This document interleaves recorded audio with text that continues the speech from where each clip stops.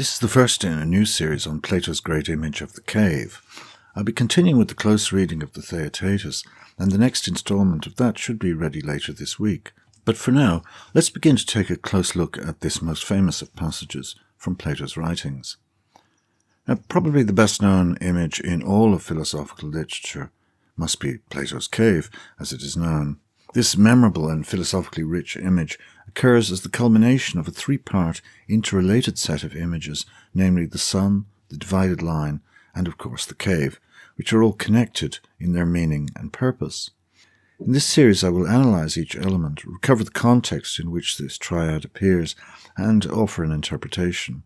Now the latter task is inseparable from a consideration of the role the sun image played in the development of what modern scholars have dubbed Neoplatonism, conventionally attributed in its founding to the great philosopher Plotinus, who lived between 205 and 270 AD, born just over 550 years after Plato's death. Plato's Republic, in which this image appears, itself is addressed to the question about justice, more particularly the virtue of justice, dikaiosune. Virtue here renders the word arete, which means excellence, and is best thought of as a condition of the soul. Virtue is somewhat misleading as it derives from the Latin virtus, which literally means manliness. In Greek, the corresponding word is andreia, but the scope of andreia, as with the Latin virtus, includes what we call the martial virtues, most notably bravery in battle. Hence it becomes the word for courage. But the word arete has a much wider scope and includes excellences which can be attributed to women. For instance, Penelope, the wife of Odysseus, is portrayed by Homer in the Odyssey as a model of excellence, both as a wife and as a woman. Plato is particularly insistent on this point, that arete is a condition of the soul that all human beings should aspire to and cultivate, free or slave, man or woman. The entire dialogue from beginning to end, and this is Plato's second longest work after the Laws, is directly and indirectly serving this end, that is, an answer to the question, what is justice? The title of this dialogue follows the tradition in classical philology of, perhaps confusingly, referring to the Latin name of book titles, in this case the res publica, from which we get our word republic. But the Greek title of this work is he politeia. It is tempting to translate politeia as polity, but this would be too narrow, even if the word polity does in fact derive from the Greek politeia. Republic is somewhat misleading, but polity is still too narrow in scope. My own preferred translation of politeia is regime. Regime denotes more than just the political form, for it also includes the institutions of a society, its culture, even religion. In sum, it denotes the total way of life of a distinct society. It's what really defines it as that distinct society. The text of Plato's Republic bears this out because it deals with all these aspects of social being, form of government, juridical and social institutions, culture, including poetry and art, and religious belief and obligation, and much else beside. But I must emphasize that all of this is subservient to the primary aim of the dialogue, which is to discover and define the virtue of justice. Now, I won't deal with this issue in this series, but I want to state up front that I do not read the Republic as Plato's proposal for the best kind of society. In other words, it is not, contrary to modern readers like Karl Popper, an exposition of his political philosophy. For that, we would need to turn to the Laws, his last and longest work. In the course of the inquiry into the virtue of justice, the discussion goes on a very large digression, which largely revolves around constructing a city in speech, so as to make it easier to make justice become visible, that is, by putting it in action, so to speak. City here denotes the Greek polis, the standard political entity of the time, which usually consists of an urban area and an agricultural hinterland, which in combination formed a sovereign political body. Strictly speaking, polis denotes polity rather than city as urban settlement. The Greek word for the latter is astu. At this time, the Greek world was divided in this way, with a great many sovereign political entities, poleis, with different kinds of constitution. Now, part of this large-scale simulation conducted by Socrates and his companions involves a detailed description of the selection and formation of the philosopher rulers, who will both build the city and rule over it. In the course of this segment, Socrates is articulating what a philosopher needs to know, and eventually he comes to the greatest thing that needs to be learned, the megiston mathema. Quote, "The form of the good is the most important thing to learn about, and that it's by their relation to it that just things and the others become useful and beneficial. You know very well now that I'm going to say this, and besides, that we have no adequate knowledge of it. And you also know that, if we don't know it, even the fullest possible knowledge of other things is of no benefit to us, any more than if we acquire any possession without the good of it. Or do you think that it is any advantage to have every kind of possession without the good of it, or to know everything except the good, thereby knowing nothing fine or good?" End quote. Already we are being informed that knowledge of the good is the most necessary, but at the same time the most difficult. Possessing all sorts of knowledge is ultimately of no real benefit if we lack knowledge of the good. In fact, any kind of possession is deficient if we lack the good of it, or the knowledge of the good of it. Wealth, fame, power, good looks, and others are just hollow possessions without this knowledge of the good. Socrates now goes on to review common conceptions of the good and mentions two discernible groups. The first are those who think that pleasure is the good, and they are by far the largest group. However, as they admit that there are such things as bad pleasures, that is, the same thing will be called both good and bad. This is for the simple reason that while some may find the same thing pleasurable, others will hold the opposite view. Now it's clear that pleasure cannot be the good, for pleasure is the kind of thing that can allow of contradictories. The other smaller group are those who think that knowledge is the good. Socrates here uses the word compsoteroi to describe this group. Somewhat ironic phrase. It means clever, cultured, refined, and can imply what we mean by the word sophisticated. An ambiguous term, to be sure. Used by Socrates, however, this word is laced with irony. Now, the compsoteroi will say that knowledge is the good, but when pressed as to what kind of knowledge, they say knowledge of the good. But then they go on to talk as if we all know what that is. Good, then as now it seems, is a word shrouded in a certain mystery. Socrates goes on to give an argument about the desirability of knowledge over opinion. Here's how he introduces it.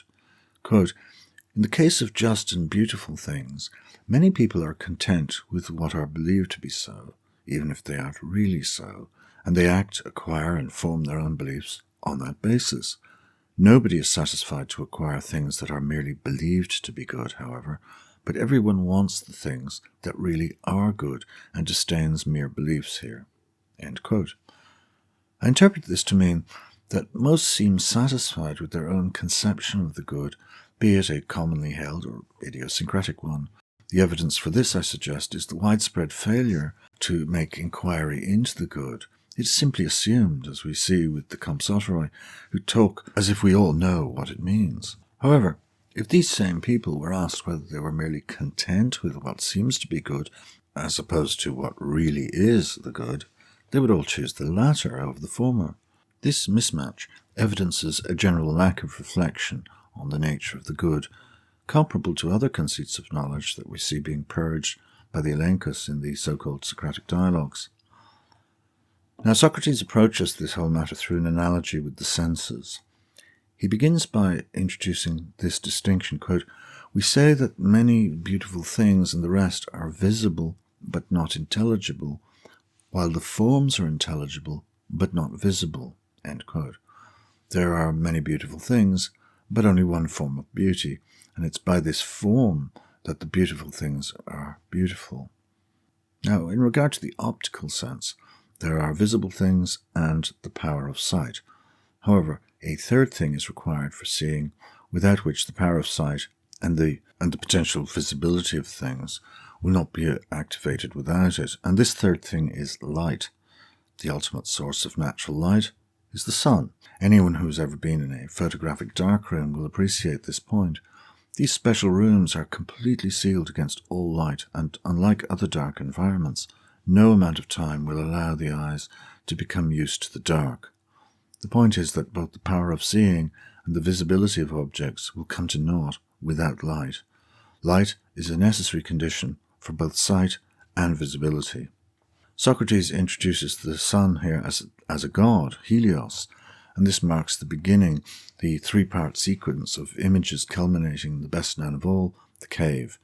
As light is necessary for sight and visibility, the sun is described as the cause of both visibility and the power of sight itself, which is described as the most sun-like of all the senses. Socrates then presents this analogy at 508b, quote, what the good itself is in the intelligible realm, in relation to understanding and intelligible things, the sun is in the visible realm, in relation to sight and visible things. End quote. When the light is low, for instance at night, the eyes are dimmed, but during the day the sun illuminates everything and we can see clearly.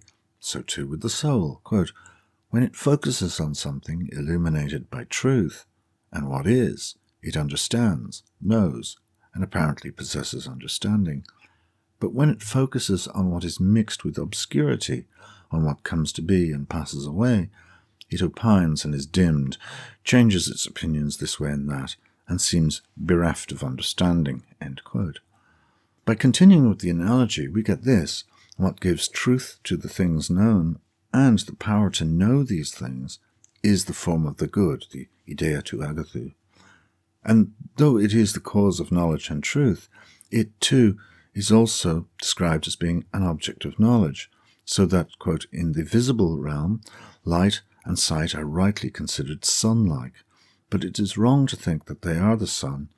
So here it is right to think of knowledge and truth as good-like, but wrong to think that either of them is the good, for the good is yet more prized. End quote. So the sun-good analogy culminates in one of the most important passages in the subsequent Platonic tradition.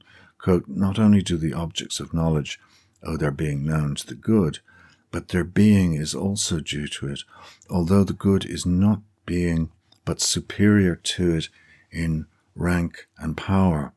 Etia pekena tes ousias, presbea kai duname huprekontos. The crucial phrase here is epekena tes ousias, beyond being. The form or idea of the good is said to be beyond being, straightforwardly meaning that it is not itself a being, but transcends being. However, there are great difficulties in the interpretation of this analogy, which has been described as the most sublime paradox. On the one hand, we are told that the form of the good transcends being in power and majesty, but on the other, we're told that it too is an object of knowledge and even as a being, and is of course referred to as the form of the good, idea tu agathou. How can it then be both a form and above form, epekena tes ousias? These questions are best left till after we reach the cave and then turn back to interpret the whole triadic sequence.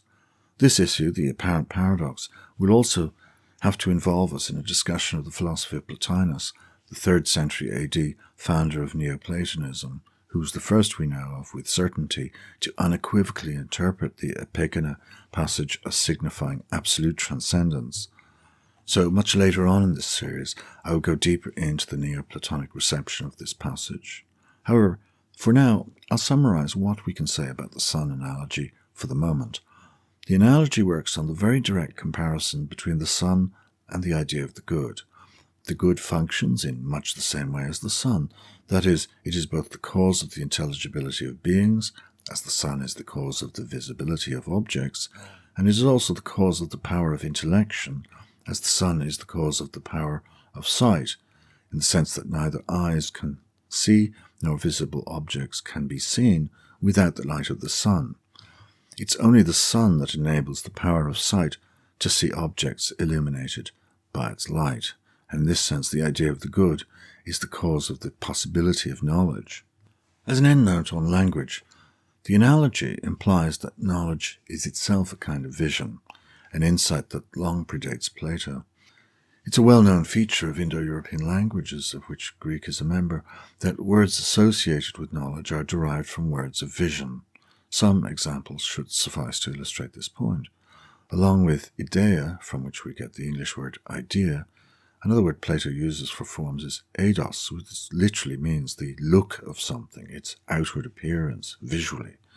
One of the verbs to know, oida, in its oldest form, voida, is cognate with the Latin videre, to see, and from which we get the English word video, which in turn is cognate with the Sanskrit word vidya, meaning knowledge or wisdom. Also, we might mention the German verb wissen, to know, or its older form, witzen.